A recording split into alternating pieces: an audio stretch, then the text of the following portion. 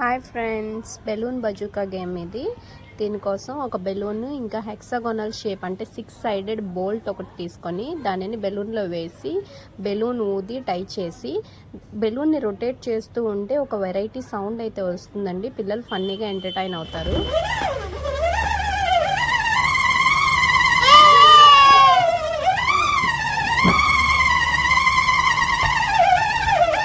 నచ్చింది కదండి, మా పాపకు కూడా నచ్చింది. Thanks for watching.